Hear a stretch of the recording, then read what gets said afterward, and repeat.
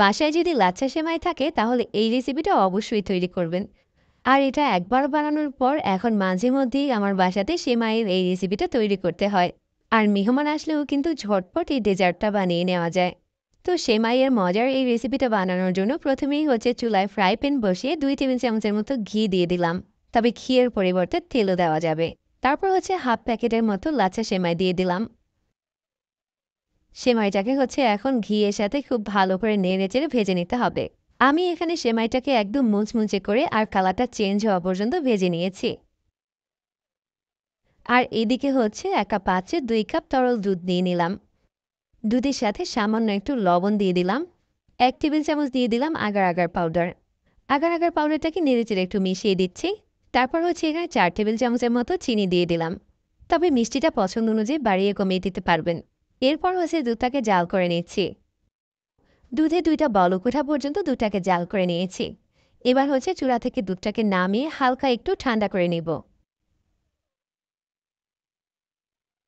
এখন দুধের সাথে সামান্য অল্প একটু জর্দার রং দিয়ে দিচ্ছি। এতে করে দুধের কালারটা দেখতে সুন্দর লাগবে।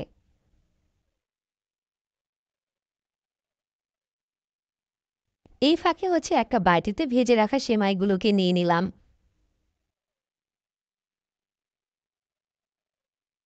দুধটাকে হালকা একটু ঠান্ডা করে তারপর হচ্ছে এই সেমাইয়ের সাথে দিয়ে দিচ্ছি। বেশি গরম দুধটা এই সেমাইয়ের সাথে দিলে কিন্তু সেমাইটা একদম বেশি নরম হয়ে যাবে। আবার সেটা খেতে ভালো লাগবে না।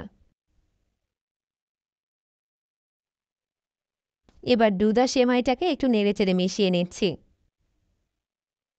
মেহমান আসার আগে কিন্তু ঝটপট এই ডেজার্টটা বানিয়ে ফ্রিজে রেখে দিতে পারেন।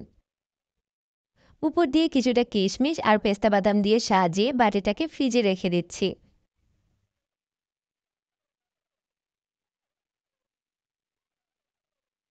1 ঘন্টা পর হচ্ছে আমি বাটিটাকে ফ্রিজ থেকে বের করে নিয়েছি। এবার হচ্ছে চারা সাইডটাকে একটু আলগা করে দিচ্ছি। তাহলে দেখা যাবে এই ডেজার্টটা এমনিতেই বাটি থেকে উঠে আসছে। সেমাইয়ের এই মজার ডেজার্টটা কিন্তু এখন একদম রেডি। ছুরি দিয়ে পছন্দ অনুযায়ী শেপ দিয়ে ডেজার্টটাকে কেটে নিতে পারেন। আমি এরকম চৌকো করে কেটে নিয়েছি। কাউকে না বলে খাওয়ালে এটা বুঝতেই পারবে না যে এটা কি দিয়ে তৈরি। সবাই ভাববে যে এটা মিষ্টির সন্দেশ।